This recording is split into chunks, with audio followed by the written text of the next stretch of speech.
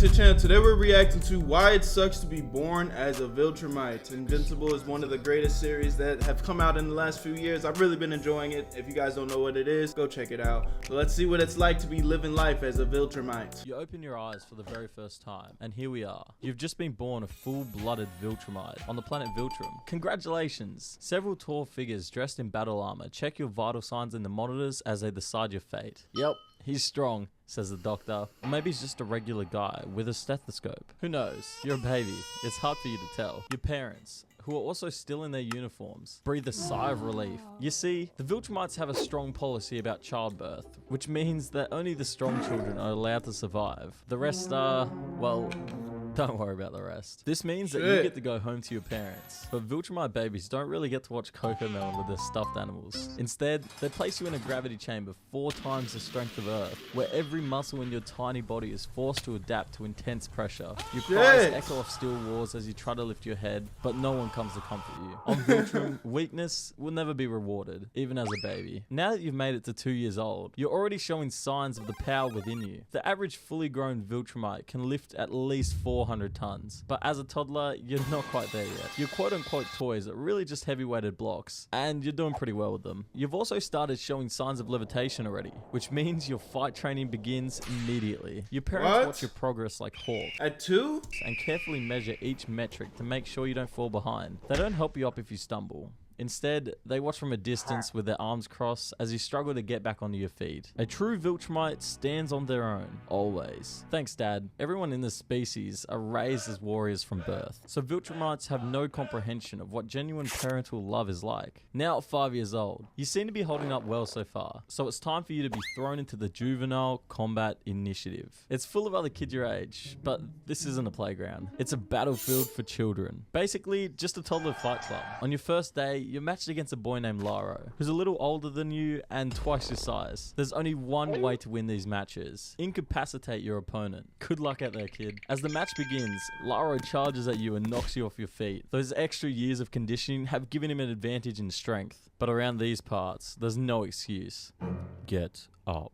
One of your instructors growls. You pull yourself up again and drive your tiny fist into Laro's jaw. When he stumbles backwards, you take the opportunity to knock him to the ground. The crowd of children, This animation is hilarious. and the parents erupts into applause. At 5 years old, you've earned their respect. For now, the Viltrumites believe that they're the most superior being in the universe, destined to rule over everyone else. So every part of this society exists to breed the perfect soldiers to feed this galactic takeover. Your first day of school on Viltrum is pretty straightforward. Every subject ties back to the Empire's ideals. History class only exists to glorify past conquests. Science focuses on weapon development, and even mathematics is taught through the perspective of warfare logistics. Your PE class is really just combat training with a side of cardio, and every failure is punished. You better be perfect, kid, or you're not going to make it much longer. School still has some memories that'll stick with you forever though. In history class, you're now old enough to learn about the events of the Purging, when Viltrumites culled the weak from their population to ensure only the strongest survived. Hundreds of thousands of years ago,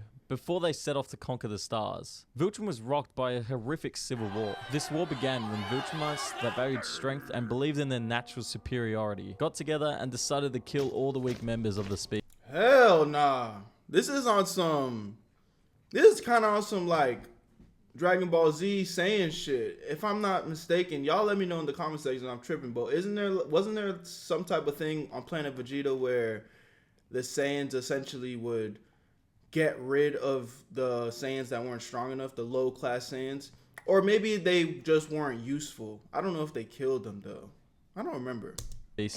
Anyone who opposed them or were deemed unfit were executed in a global bloodbath called the Purging. Years later, the planet lay in ruins and half the population had died, but at least the weak had been eliminated. From that point on, Viltrumites adopted a brutal doctrine of eugenics, meaning only the strong were allowed to survive on Viltrum. Viltrum was rebuilt by its superhuman population. A planet targeted for assimilation would be offered a chance to willingly join the Empire in patronage. Those that refused were destroyed by an army of flying supermen. It's a tough lesson to swallow as a kid, but it's important to your survival that you understand. You may no longer be a baby, but it's never too late to abort you. Now at 10 years old, your training escalates. You're sent on your first observation mission to a freshly conquered planet. As you fly down, the air is thick with the scent of burning rubble, and the skies are black with smoke. Villages burn and cities lie in ruins. You follow your squad leader, a towering figure named General Korath, as he surveys the aftermath of the conquest. He sets your squad down by the captured rebels kneeling in chains, with their heads bowing in defeat. Korath points at the prisoners. Decide their fate, he says with a voice devoid of any emotion. Whoa, whoa, whoa, whoa, whoa, what? Why does this have to be on you? Your heart pounds as you look at their terrified faces, but you know all too well that hesitation is dangerous and a form of weakness. With trembling hands, you point to the execution squad. Korath nods, and the prisoners are no more. That night, for the first time and the last time in your life, you lie awake, haunted by the memory. Don't get used to it though, because we don't do guilt here. At 15, you're given your first solo mission, leading a squad to raid a rebel outpost. It's a relatively small operation, but I wonder what he would have done if he would have said, "Let them live."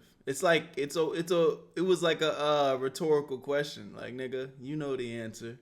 You know what it is. We gotta murk these guys. Test of your leadership capabilities, and you better be able to pull this off because you remember what happens to failures. It's on a nearby planet, and you get there the same way anyone else on Viltrum gets across the galaxy. You don't need rockets or teleporters. Viltrumites can fly through space and hold their breath for several weeks. They also move at incredible speeds, so hopping in a spacecraft would just be inefficient. Your team descends on the outpost, but things go wrong almost immediately. The rebels are better armed than expected, and the simple skirmish devolves into chaos. You manage to turn things around and complete the mission by destroying their outpost, but not without a cost. Several of your squad mates are killed, with their bodies left behind as you retreat. When you return to Viltrum, the loss of life is glossed over. A victory is a victory, your instructor says, patting you on the back. What a wholesome life lesson. At 16, the accumulation of everything you've ever trained for arrives. The A win is a win. Without exaggeration, it's the biggest event of your life. These aren't ceremonial rites or symbolic tests. They're brutal challenges designed to weed anyone out who doesn't embody the Empire's ideals, and anyone who is deemed... God damn, that's why there's only less than 50 of y'all left, because y'all keep killing off your people, man.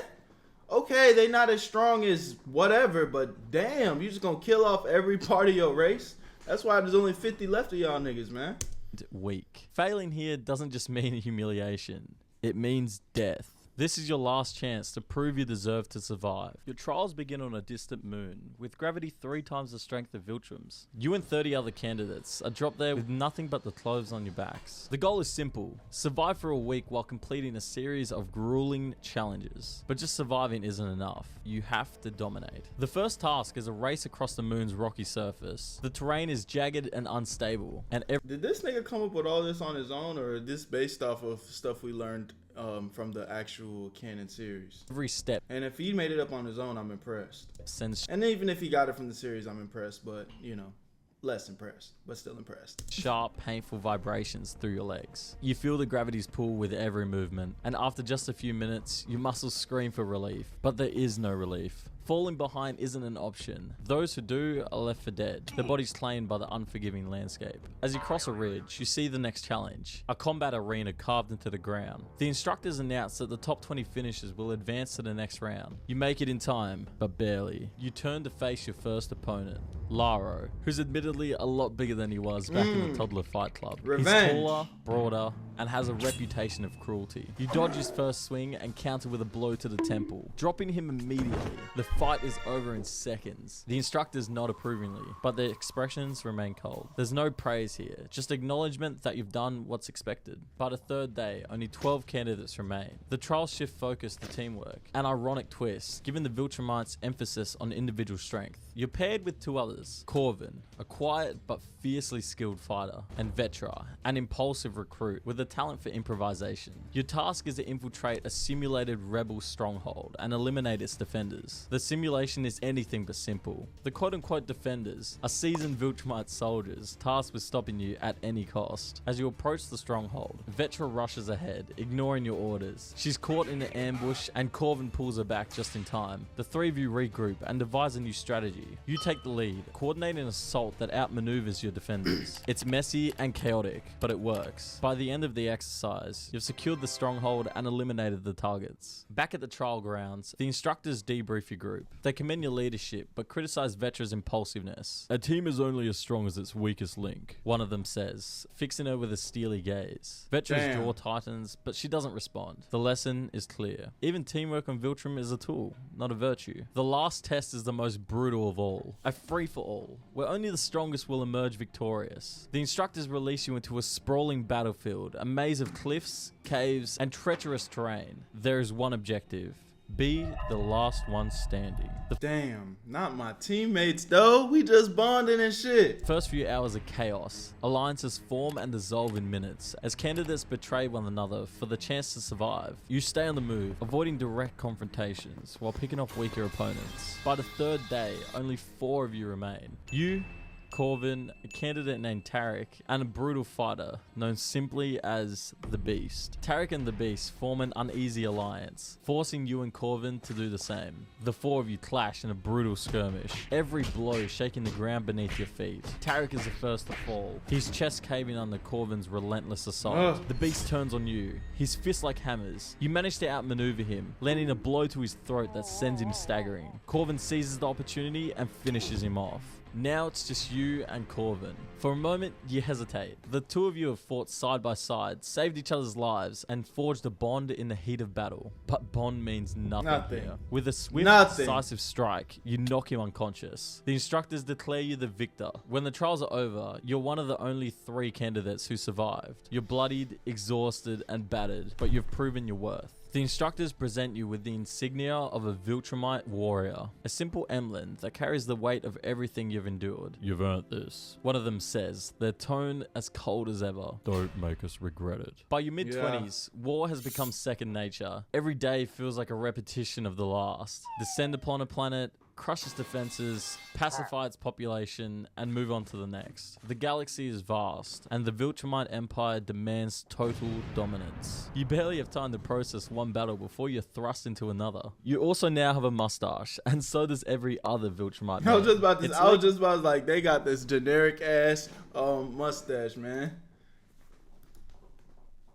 Legally required by the government that all men have a mustache, kind of like Australia. By your 40s, the cracks in the empire's facade That's a thing in Australia? harder to ignore. The conquests continue, but the resistance grows fiercer. Rebellions that once took days to crush now drag on for months. You stopped aging years ago. The older you become, the more powerful you grow, and the slower you age. You can live for thousands of years. In your 50s, you return home from that week's conquest after receiving word that your father has died. The official report says he passed during a training exercise, but whispers suggest something darker, an act of defiance punished by the Empire. At his funeral, they didn't mention anything about his personal life, only the things he did to serve the Empire. They just relive his glory days as a military leader. The doubts that have plagued you for years resurface. Was he truly a loyal servant of the Empire? Or did he question the path laid out for him? Shortly after your father's funeral, you are summoned to a meeting with the High Command. They congratulate you on your years of service and inform you that it's time for you to take on a new role in the Empire's master plan. Reproduction. They think your genetics are exemplary and that it's your duty to carry on that strength to the next generation. Except, that generation won't be born here. You were given a file with information about a distant, resource-rich planet called Corvus. You see, one of the High Command's most effective war strategies is sending scouts across the universe to infiltrate the world, and, most importantly, reproduce with a member of the dominant local species. Viltrumite genes are extremely adaptive. They're so potent that a Viltrumite can reproduce with almost any other race in the universe, humanoid or not, and their genes will almost completely overpower the genetics of the non-Viltrumite parent, making the resulting offspring almost purely Viltrumite themselves. One of the few rules of this reproduction program are that you're only allowed to procreate with genetically similar species. The more naturally compatible the mate's race is, the sooner the offspring will inherit all of the standard Viltrumite abilities. Humans of Earth, for example, are so genetically close to Viltrumites that a human Viltrumite hybrid is nearly identical to a pure-blooded Viltrumite and will eventually become just as powerful. But why are they doing all this? To create more Viltrumites and take over that planet. Look at Stripping out the file, the population of Corvus is humanoid. Very good. And the world has been deemed a prime candidate for genetic integration. Your mission is to establish yourself among the Corvulans, produce offspring, and solidify Viltrumite influence on the planet. At first, this feels like a break from the endless battles. Go live a normal life and start a family? For a guy like you, that sounds almost too easy. But this isn't about building a family. It's about the Empire's agenda. The children you father won't belong to you. They'll belong to Viltrum. When you arrive on Corvus, you see it's quite beautiful. Not that you'd ever admit that. The Corvulans are peaceful people, and their culture is centered on art, community, and harmony with nature, which is pretty different to everything you've ever known. Your initial interactions are all very calculated and designed to gain their trust. You present yourself as a traveler, seeking refuge. It's a pretty good play. When it comes to Viltrumite infiltration, it's one of the oldest tricks in the book. Over time, you integrate into their society, forming bonds and learning their ways. Despite your mission to destroy them from the inside out, you can't help but admire the Corvulans. Their values are so different from the Viltrumite agenda. Years from now, your people will come in to either conquer or destroy this planet. But for the first time in your life, you begin to finally get to hit one of these. Oh. Bro, I could only imagine, man. Especially like when Omni-Man went to Earth.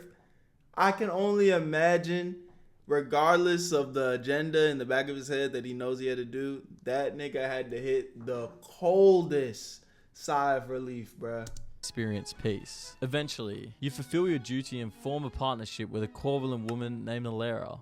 Viltrumites are taught from an early age to view their mates as nothing more than tools for breeding or combat purposes. Yet, you're beginning to see Alera as much more than a pet. Together, you have two children, starting to get both a little of whom softy. inherit your superhuman strength and resilience. Raising them is unlike anything you've ever experienced. For the first time, you understand what it means to nurture and to protect. Yet the Empire's shadow hangs over you. You know that one day the High Command will call for your return, and your children will be expected to join the Viltrumite ranks. That day finally comes, and the High Command praises your progress and orders you to return to Viltrum with your children. But can you do it? That night, Can you? What's he gonna do? as your family sleeps, you make a decision. You contact the High Command and inform them that you've encountered some unforeseen complications. It's a big, fat lie, but at least it buys you time. Over the next few weeks, you prepare. You teach your children how to harness their abilities, instilling them in the values you've learned from both Viltrum and Corvus. You know that when the Empire finds out what you've done, they will come for you. But for now, you're giving your family a fighting chance. The Viltrumites finally arrive, led by an aged and battle-scarred General Korath. You see a few faces you know, but most faces you don't. The invading army attacks, and the battle is brutal. You're completely outnumbered fighting with everything you have, and you know you're not winning this battle. Yeah, I was just about to say, this doesn't look, just from the numbers alone, it looks like niggas going out sad, man. Those years, But at least you stood on something, and that's important, bruh. Again, man, I'm not gonna sit here and tell y'all to just fight battles that you know you're gonna lose. But at the end of the day, if you stand on something and you passionate about something and it's fueled by love and respect, come on, man. Die trying. You know what I'm saying? Get rich or die trying. And I can respect that. Years of combat experience have served you well, but in the end, you were just no match for the Empire, and are killed leading the planet's last stand, but not before ensuring your family's escape. Ilera and the children disappear into the wilderness. Their future is uncertain, but at least it's free from the Viltrum army. The same can't be said about Corvus though, which is now the Empire's newest addition. Your death is recorded as a betrayal, and your name is quietly removed from the Viltrumite history. But to those who knew you, you're remembered not as a conqueror, but as a father who chose freedom over a millennia-old galactic empire. Not bad for a kid in a gravity chamber. That was hard. Hey, this was a W video, man. I'm gonna go ahead and drop a like. Make sure you guys drop a like on this video if you enjoyed. Let me know what you guys think in the comment section. If you were given the opportunity to be born as a Viltrumite, would you take it? Because yeah, you're gonna get superpowers, you're gonna be strong, you know what I'm saying, live thousands and thousands of years. But could you endure the cold and evil nature of growing up as one? I don't know. I'm gonna go with, I think I'm gonna go with hell nah. I don't even want to deal with that stress, even though it would be cool. Y'all let me know what you guys think in the comment section. My name is Berto. I'll see you guys in the next one. Peace. Where you at, Berto?